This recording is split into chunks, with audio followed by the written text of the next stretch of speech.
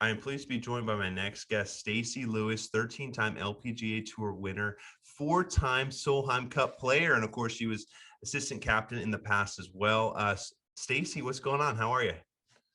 I'm doing great. Thanks for having me on. Yeah, definitely. And it's interesting. Obviously, the announcement came out not too long ago, Mhm. but that you would be the captain of the Solheim Cup. Like, I know you had to Yeah. keep it a secret for a little bit, right? Like, it was something that Yeah. you knew about, and you had to. I think the joke what you told Matt Adams, a good friend of mine, on his show Fairways of Hmm. Life. Hey, you had to lie a little bit to some people, but I did. what was that like? I mean, I'm sure your passion and excitement level was through the roof as you're getting into it. Hmm. Yeah, I mean, I had to sit on it for almost a month. And I told my parents, my poor parents couldn't tell anybody either. But it was just, I had this just excitement in me. I wanted to tell I more wanted to tell the girls, I wanted to tell the players, but they made me promise that I would wait until the announcement.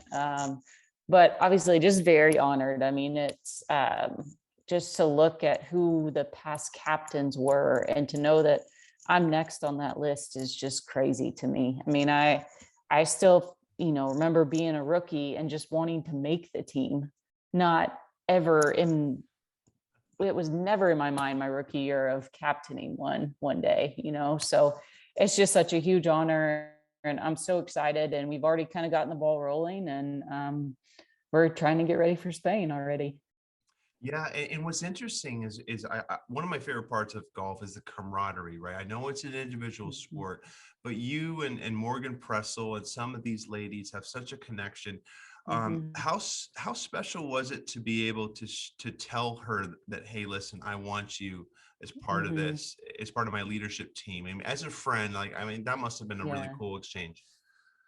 Yeah, I mean, the coolest part for me is she immediately said yes. I mean, I barely got it out of my mouth and she said yes. I mean, we've we've played so much golf together. We kind of you grow up together, really. I mean, you turn pro when you're young and you don't have a family, so you're out on the road by yourself, and these girls you're playing against, they become your family and they become your friends, and you look out for each other. And she was honestly one of the first person I thought of when, it was kind of like, oh gosh, who am I going to have as my assistants? And she really was at the top of my list. And, while she's not playing, she's still really involved. She's watching golf, she's announcing, she's going to be looking at stats and numbers. And I think she's going to be really valuable come, time to make pairings.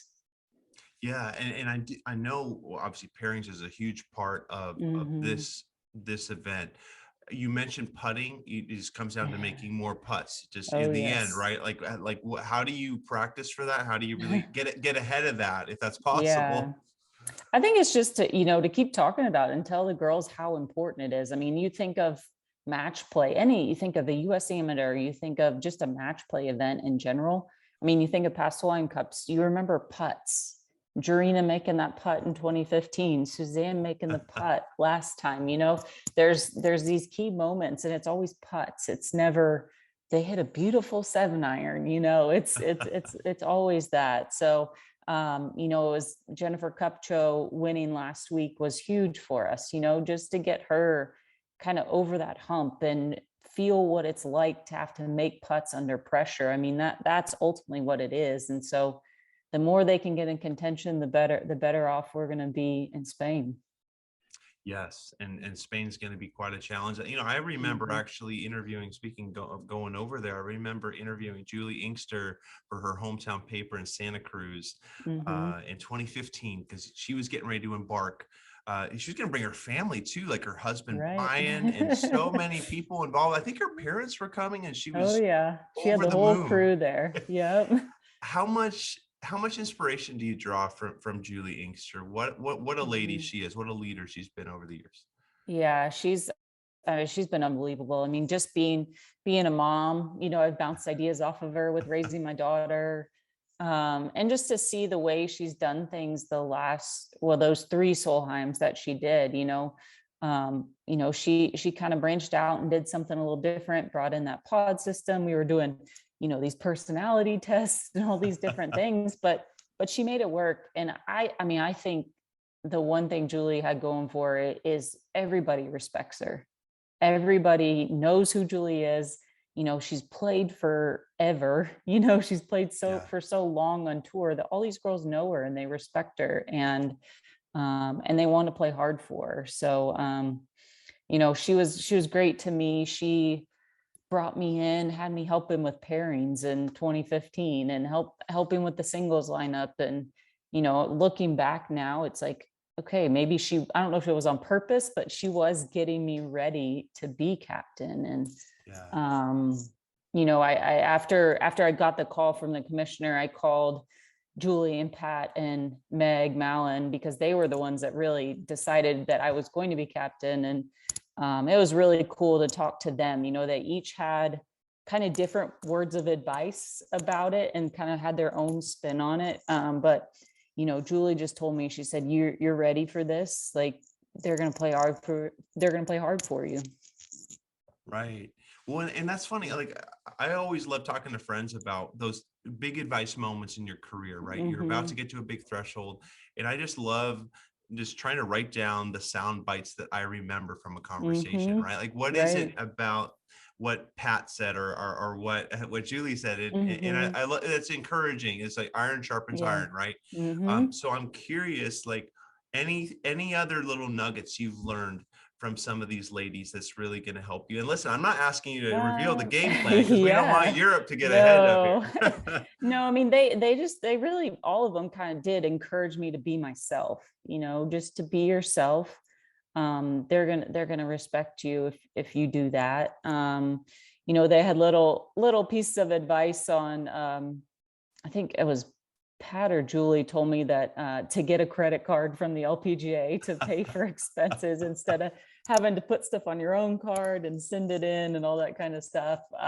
So it's just kind of like little things like that, nothing like really earth shattering, but just that they all had the confidence in me. I think sometimes you wonder when you're put in a leadership role, can I do this? Because Yeah. there's no practice for it. You're just kind of put there. And Right. just to get those words of confidence that you're ready and you can do this, just kind of pushes you forward and kind of gives you the confidence that you need. Right. Well, at this point, like, when you look back, and listen, Mhm. you're 37. This is not the end of any career. Like, there's No. still there's so much going on. And the idea of Mhm. a playing captain, when you think about that, I know Mhm. Beth Ann from Golf Week had a great story about this a couple months ago. But where Mhm. are you at in that process? I mean, Tiger was Mhm. phenomenal in the President's Cup. That was just must-watch Right. TV. How do you feel about that idea?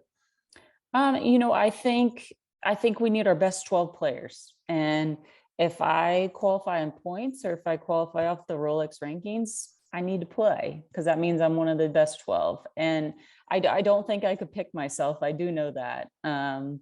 But it'll be a conversation. I'll talk to my assistants next summer and we'll kind of figure things out from there. But I do think it's possible. I think you have to be really organized. And look, a lot of the work we're going to do is going to be done ahead of time. It's Yeah. not the week of, like, I mean, your schedule's already set. I'm going to know what we're going to have for dinner every night before the week even starts. All this stuff's going to be planned out. So, if we can be super organized and, know what's going on, I mean, I have faith in these girls and the assistants that we can do it. So when you talk about meals, we talking Texas barbecue, like what's going to be on the menu Well, at this this is point? Spain, so we're Right. gonna But I have to mean, you can take what cater. Spain gives us, right? We'll make a Okay. trip. We'll make a trip this summer, and we're gonna get all that stuff figured out then. Yeah. Well, it's funny. I think of the Solheim Cup. There's so much passion. You mentioned yourself, Mhm. Suzanne's putt there. What a way Yeah, to go out. Well, I mean, yeah, listen, my biggest thing with international events is I tend to actually appreciate both sides, because what mhm, happened at Medina, when you look at like Ryder Cup, that was one of the right. greatest sporting events in golf history. And just because all these American fans are like, oh, our team didn't win, blah, blah, blah. No, it was phenomenal if you look back on what Right. it means. So for you, like, what was the most exciting moment, a couple most treasurable moments of your Mm. Solheim career that you could that come to Um, mind? I mean, definitely my first tee shot in Ireland.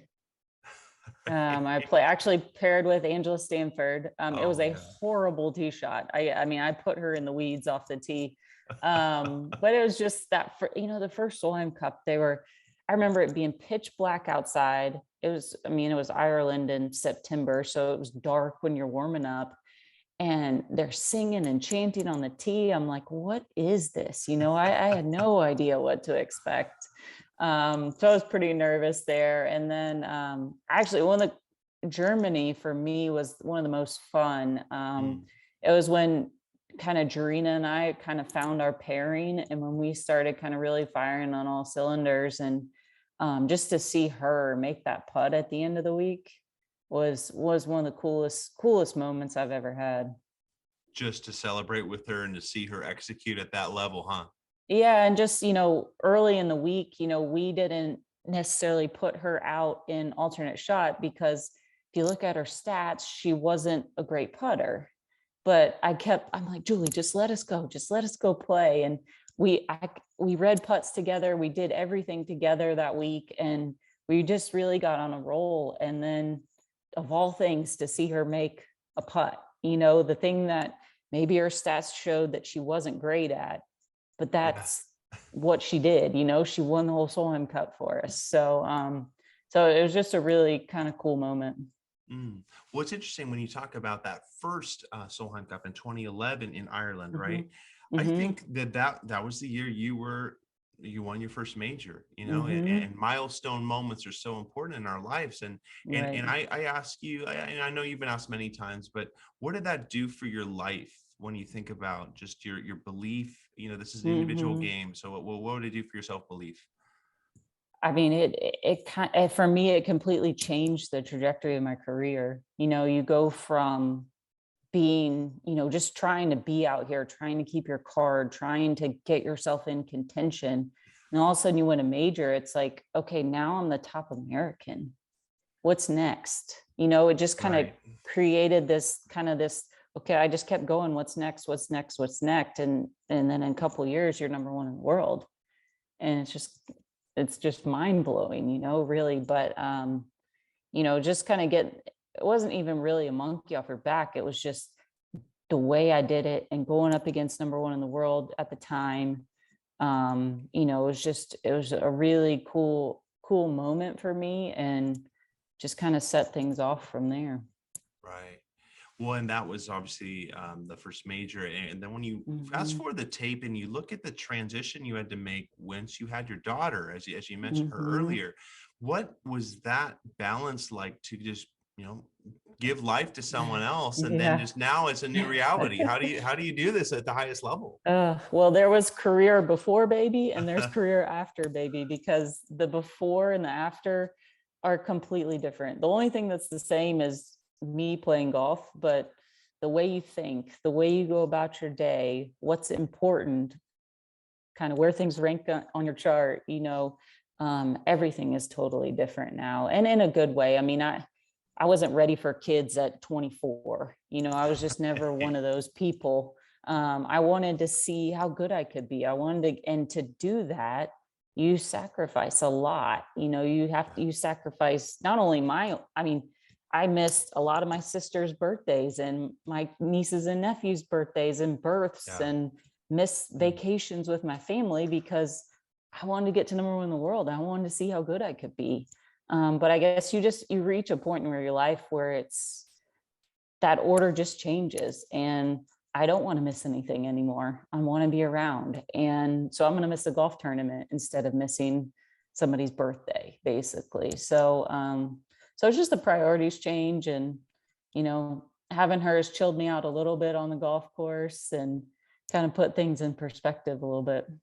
Yeah. And it's also funny when you think about priorities change, like it's funny how like there's almost like a lot of purpose in, like, to me when I make selfish decisions, like my son was born the week of the PGA Championship 2019.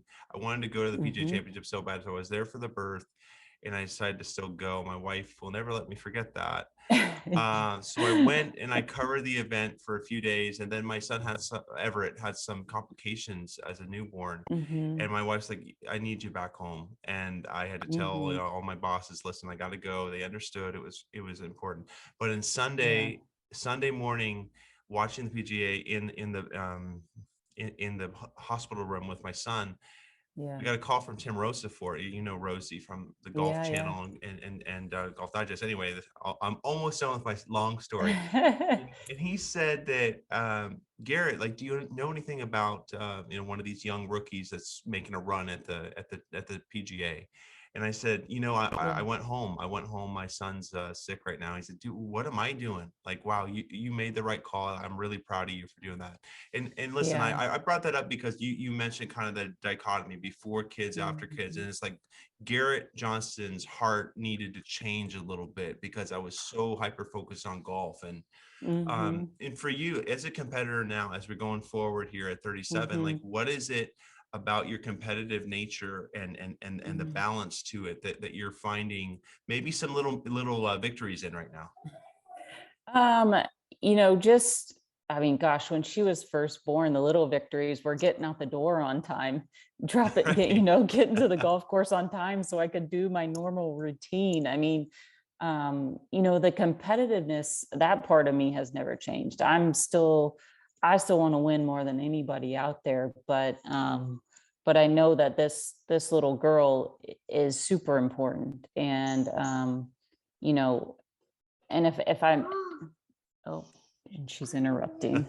It's okay. You It's want to part say of hi? life. It's part of life. You want to say hi? Here she is. Can Hello, you say hi? Can I'm Garrett. How are you? you say hi? No. Okay. You go watch a movie with Dad.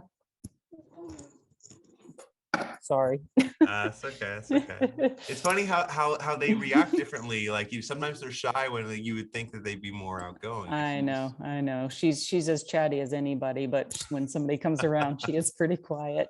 yeah. Well, it's interesting. So I want to segue now into St. Andrews. Really, a love affair that you have in a certain Mhm. way, winning that major there, your second major.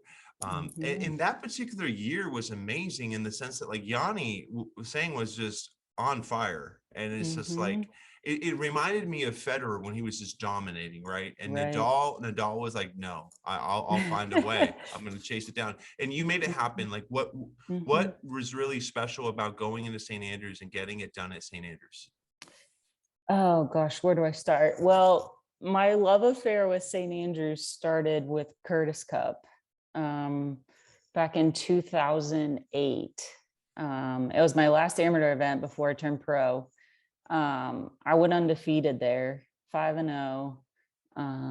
We won pretty easily, but we traveled over there as a team, and we got off the plane, and we all just put on our, it was pouring down rain. We all put on our rain gear and just went and walked, just went and walked out to the first tee, walked over the bridge, did all that stuff.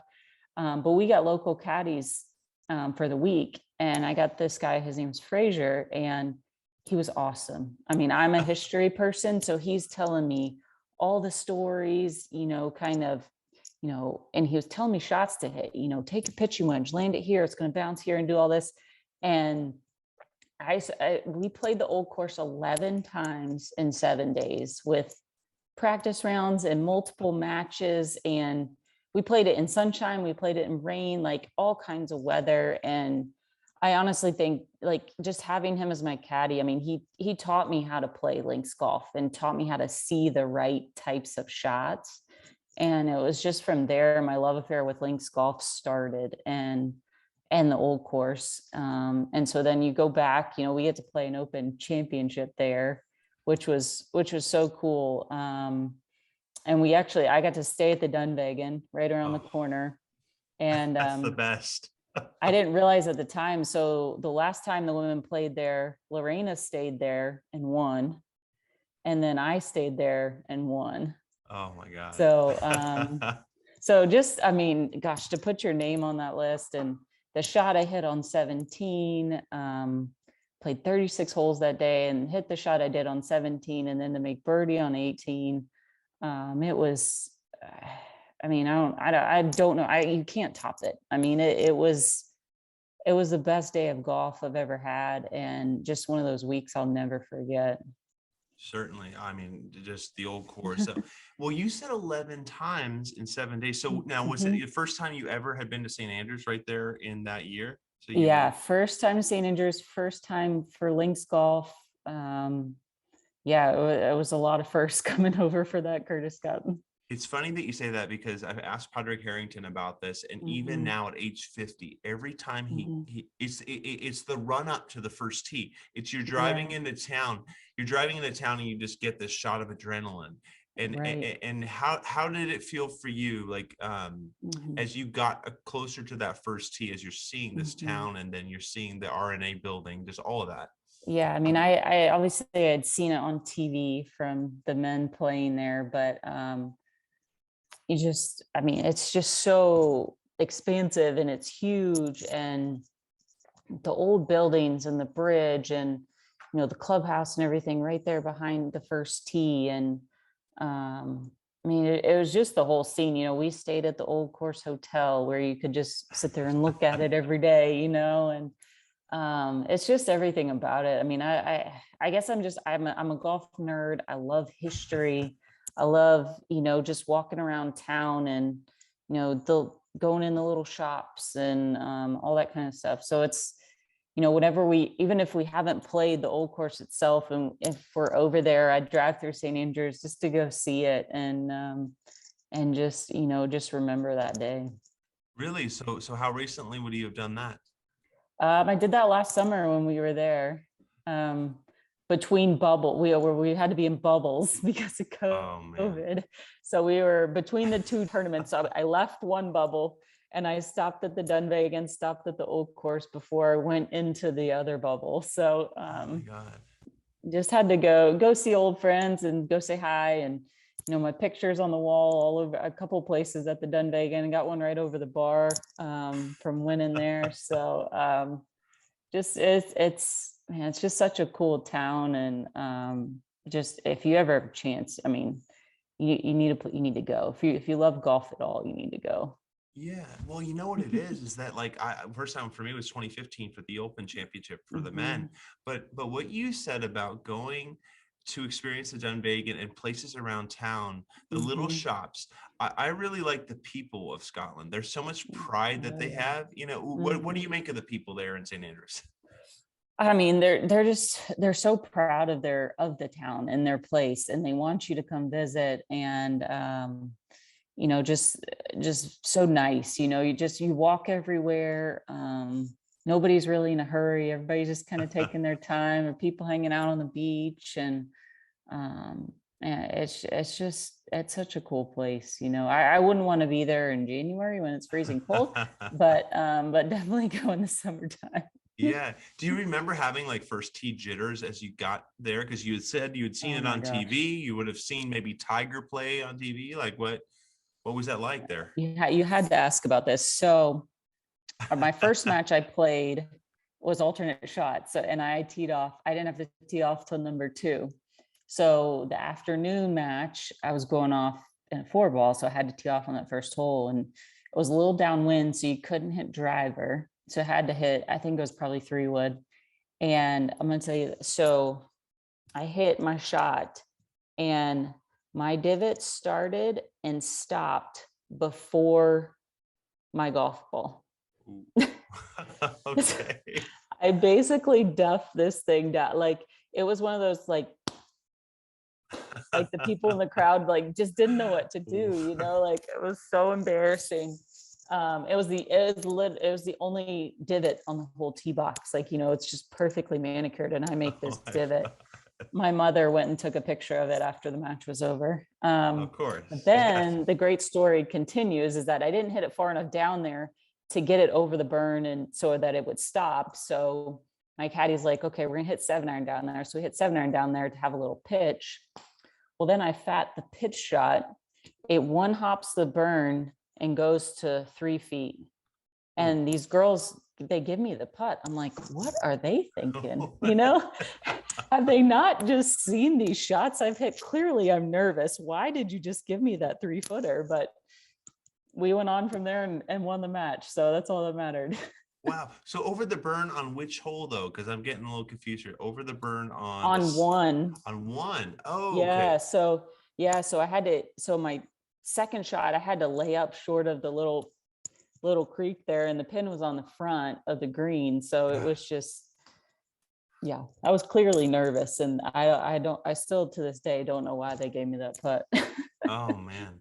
Do you remember like as you got out, in those first couple Mhm, rounds, do you remember as you mhm, got out, like what were your initial impressions of the course? I know that mhm, there's a lot of character as you go out there, like a true links mhm. course, and then come back. Like what kind of struck you or strikes you?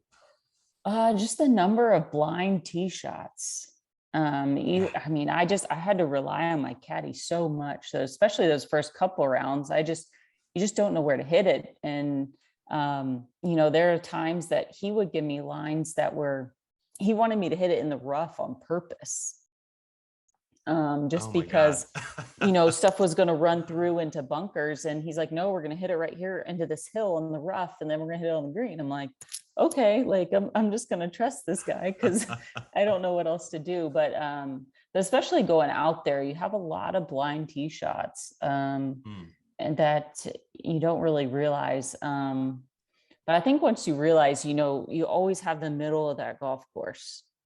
Going out, it's on your left, coming back in, it's on your left too. So you always have the middle of that golf course to you can bail on. Right. And you really just have to know where to miss it. Where if you get in trouble, where can I put myself to give myself the easiest up and down and things like that. It's a lot of strategy, and the strategy changes with the wind direction. Hmm. One bunker that was super easy to carry one day, you're laying up short of it the next, and your strategy has to change just based on the weather. Yes, I know Kevin Streelman mentioned that it's just like you could be Hmm. hitting 3-iron one day and then you're hitting a totally different strategy the next, just Yeah. depending on the wind, right? Like you just Yeah. totally adapting it in a certain way, right? Yeah. And like how much the ball is going to release into a green. I mean, you think of like that ninth hole. I mean, it's either drivable or you're hitting like a driver and a wedge into, it's just crazy how quickly it can change. Mm. Well, then as you get into the back nine, you think about the side of the Hmm. town, right? You really start seeing that Hmm. town there on 14, 15. Well, what Yeah. did that kind of elicit for you over these years? I mean, for me, it's once you get kind of that up by 16 green, 17 tee, and you can see the clubhouse again. You got the hotel there, and it's just the whole scene. You're playing back into town, and to think of all the people that have done it before you, and I don't know. It's just the coolest finishing holes in all of golf. I mean, how do you recreate that anywhere else? You can't. You've seen courses try to put a road hole, Right. wall, trying to recreate it, but you just can't. It's too iconic, and it's just, I don't know, it's just such a cool place. I love it. I mean, I love talking about it. I love going there. It'd be one of those places that there's not a lot of places I would go play for fun, because Hmm. frankly, I don't play golf for fun at, at the moment. I want to go do Business. I want to go do other stuff for fun, right now. But when I'm done playing professionally, it'd be one of those places that I would definitely make a trip and go play again. For sure. Well, what about 17 or 18? Like any anecdote come to mind there on those final two holes? You just got to pick a letter and hit it over the letter on the hotel. That was, Yeah. which changed with the wind. But 17, we always played it that you play the ball to land short, and if it happens to run up on the green, great. And if it doesn't, you're down at the bottom there, you got a chip, then you move on. So I always played it to just to never bring the wall or the road into play. We always played to stay short of it. And we happened to get a good bounce and it got up on the green, great. And so, that was the play when, I won the open there. It was literally that same play. We're going to try to land it short, and I hit the perfect golf shot and it bounced up there. Mm. Well, it's interesting. You had also mentioned though too that socially you play for fun. You'll do that Mhm. at St. Andrews. What is it? Is there a social experience you can remember that was just kind of fun, maybe with family or with friends, like kind of visiting over the years? Anything that kind of comes Oh to mind away from gosh. tournament? We took, hopefully we don't get in trouble for this, but we took my mom and it was my mom and some friends of ours. We took only putters very late in the evening and attempted to play the 18th hole with only putters. Lovely. So it was my mom didn't make it over the first burn off the tee, but the rest of us got it down there and managed to finish it out, and nobody kicked us off, so we must have gotten away with it. But yeah, we did that. That was I think that was actually when we were playing Kings Barnes for the Open. So that was a few years ago now. But yeah, just when I played at Kings Barn, we stayed at the Dunvegan again. So Oh, just, I mean, I've been so lucky and have such great experiences over there. yeah, and just the music, right? When you get to a place like Dunvegan, I mean, just the Hmm. everybody's singing. Like sometimes you're close together, you're elbow to elbow with people, but it's just right. Yeah. It's you Yeah. embrace it or So what? yeah, so what's cool is when I won in 2013, we announced the Solheim Cup team there right Wow, afterwards.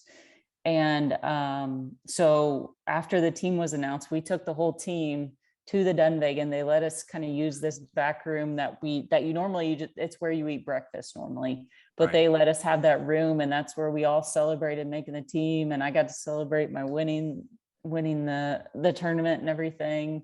Oof. um, but they have some, because of, well, they've since sold the place, but their owners at the time, they have some American style food there. They kind of got a good mix of things.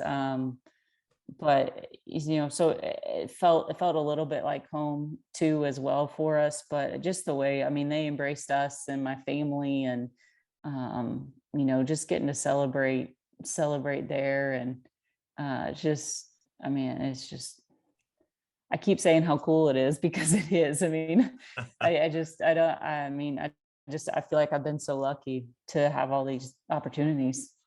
Definitely. Well, you also had mentioned the Swilken Bridge being such an important thing, and Mhm, is there a memory of the first picture you took there, or just the mhm. feelings around the Swilken Bridge? What a spot that is.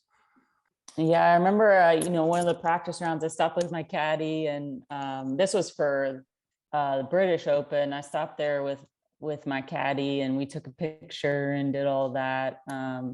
But what I remember about that is, getting to take the picture with my family there after I won. My parents had come over for the week. My college coach was actually there too. Wow. And so just, getting to celebrate with them in that moment and be a part of history. I mean, gosh, there's only a few people that have won at the old course and at St. Andrews. So just to be a part of that list of all those great players, and yeah, it's just it still blows my mind that I actually did it. I'll never forget. When I won the British Open, I wasn't in the last group because we had to play 36 holes that day. Yeah. So I finished quite ahead, but I hit that great shot on 17, made the 3-footer, go to 18, and I tee it up, and I think I knocked the ball off the tee, Oh, and no. what was so funny is one of my friends was there, I guess standing with my parents watching, and she plays golf, but it was like she freaked out and she's like, "Oh my gosh, does that count?" They're like, "No, it doesn't count." Please. Like it was kind of a good like little release of energy. But I got my ball on the green, and I had this putt, the pin was over their left, kind of just over the rise, and had a very similar putt in Curtis Cup. So I knew the break, but I knew it was just really slow. Like it was just one of those putts. I just had to get it to the hole. And so I kind of called my caddy off. It's like I knew what it did, and I was like, just give it a chance. And it went right in the center, and that was the one that basically sealed the deal. Wow, what a Mhm. anecdote, a story to always remember, a milestone moment. Yeah. What as we wrap up here, wanted to just transition to one kind of last Mhm. question. You mentioned Ireland, and I love golf Mhm. in Ireland. I love getting out there. What would Mhm. be your encouragement to golf fans that haven't been to Ireland yet? And some of Mhm. the wealth of great courses there. What would be your words of encouragement Mhm. there? Well, I haven't, other than Solheim Cup, I haven't been to Ireland much myself, so I need to do it too. But just the style of golf, I think it's so different than what you play in the US. And I think it's more forgiving in a way. So I think it's more fun. You can be a little bit more creative, and um, you can walk, you take caddies, or you can use a trolley, whatever you want to do. I just think it's a really fun way to play golf. And like we talked about, just the experiences of going to, all the different castles and seeing the sights. And there's a lot that you can do outside of the golf as well. If you don't want to go play 36 holes every day, there's still plenty of sightseeing to do too. That's great stuff. Well, Stacy Lewis, thanks for joining me here on the podcast, and good luck the rest of the year here, going ahead with all the planning you got. Awesome. Thank you so much.